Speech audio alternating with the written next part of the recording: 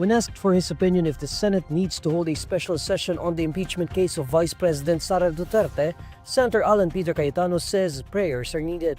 In an interview on Friday, February 28, Cayetano says no one wants conflict and that no one wants the Senate to have divided attention on the issues. Cayetano adds that accountability is a must in the impeachment trial. Senate President Cheese Escudero repeatedly ruled out a special session for the impeachment trial while the Senate is on break. Escudero, in a press conference on Thursday, February 27, disclosed the time frame on the impeachment trial against Duterte. Escudero proposed for the impeachment trial to begin on July 30, 2025.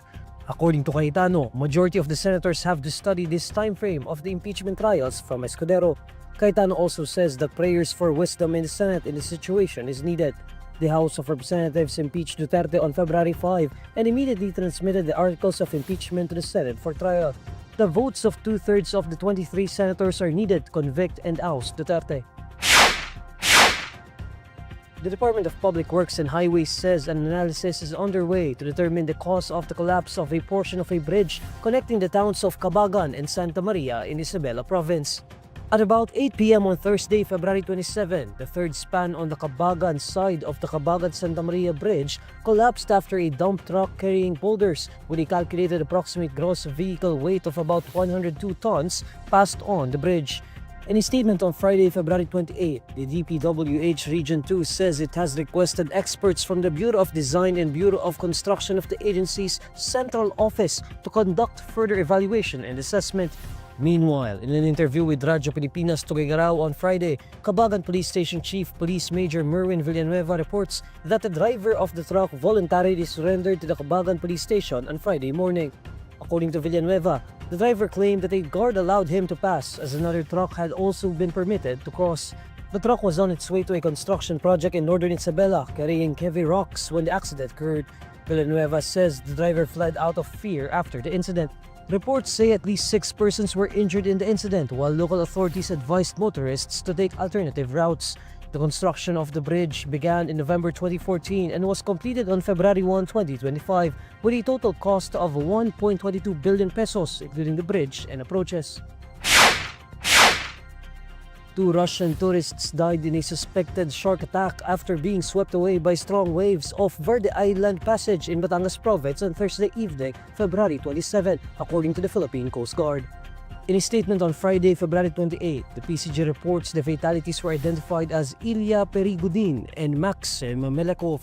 They were part of a group of 4 divers and a dive master who departed from Puerto Galera to Verde Island to do scuba diving. They were on board a recreational boat which had departed from Puerto Galera at 9:30 a.m. on Thursday for a diving activity. The boat dropped off the group of tourists at Sawang Dive Camp before proceeding to Pulong Bato in Verde Island for a second dive. However, at about 1:30 p.m., they were swept by a strong current and only 2 of them were able to get out of the water. The PCG says the divers encountered strong underwater currents, causing them to be separated.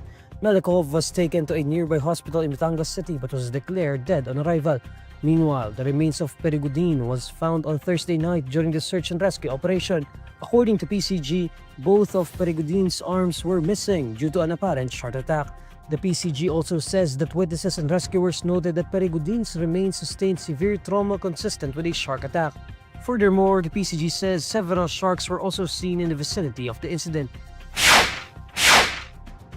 The Department of Health reports that Calabarzon logged the highest number of dengue cases as of February 22.